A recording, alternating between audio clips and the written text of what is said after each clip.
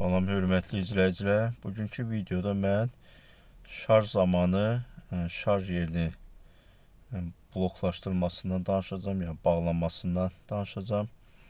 Bu onun üçün nəzərdə tutulub ki, siz avtomobili şarja qoyub harasa getdikcə həmin vaxt kimsə gəlib həmin o şarj aparatın oradan çıxardıb, məsələn hansısa bir məqsədlə, yəni çıxardıb onu harasa atmasın və yaxud da çıxardıb sizin maşın qala-qala öz maşını zaryadkaya qoysun.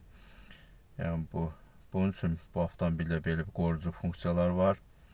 Bunu aktiv etmək üçün bu gördüyünüz bu böyük monitorda avtomobil işarəsini seçirik. Burada New Energy və burada Charge Settings. Gördüyünüz kimi burada 3 dənə belə bir menü var. Bu deaktiv olanda, yəni sönür olur. Burada heç bir qoruyucu funksiya yoxdur. Yəni, istənilən vaxt, istənilən adam, yəni bu şarj aparatını avtomobildən çıxarda bilər. Bunun var aktiv formada olanda siz əgər avtomobilin qapısını bağlayıb harasa gedirsinizsə, qapılar açılmayana qədər həmin o şarj aparatını orada çıxartmaq olmur. Və üçüncü, burada belə bir menüdə Smart belə bir hissə var. Bu Smart'ı seçəndə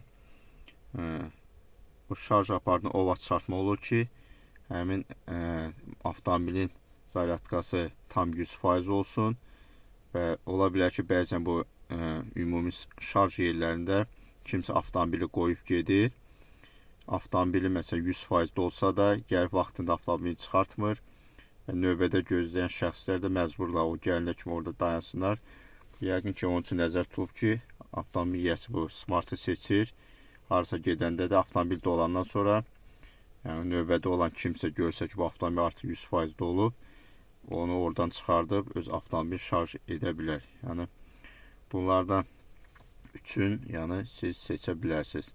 Təhlükəsiz yerlərdə, harasa öz həyətinizdəsə, öz şəxsi həyətinizdə bunu hətta deaktiv də etmək olar. Yəni buna ehtiyac yoxdur. Lakin ictimai yerlərdə hardakı kimsə bir ziyan vura bilər.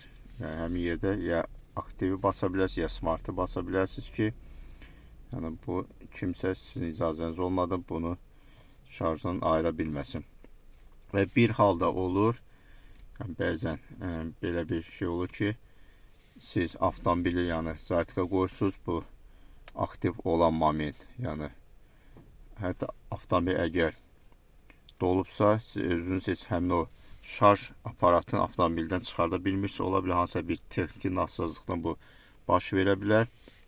Bunun üçün də avtomobildə bir qoruyucu bir funksiya var. İndi onu sizə göstərəcəm. O bagaj hissəsində yerləşir. İndi keçib bagaj hissəsində videonu davam etdirəcəm.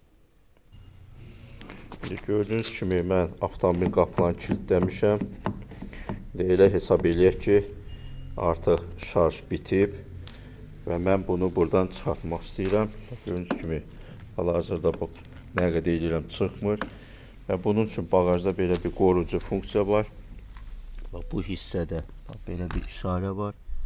Bu vilka işarəsidir və biz bunu buradan belə dırnaq və yaxud da atverkdən belə çıxardıb bunu bir balaca çəkəndən sonra yüngü çox bərk dartmaq lazımdır. Bu qırıla bilər. Yüngü orada bir səs gəlir və indi baxın, belə olan halda mən də gəlirəm. Gördüyünüz kimi aparat rahat çıxdı. Və bu belə bir qoruyucu funksiya var. Əgər hansısa texniki səbəbdən bu buradan çıxmasa, siz həmin bu vasitədən istifadə edə bilərsiniz. Sonra da bunu yenidən belə, bunun bir məfdili var. Bunu salırsınız içəri, özünü də bir rahat formada qoyursunuz yerinə və lazım olanda bundan istifadə eləmək olar. Demək istədiyim bu qədər. Sağ olun.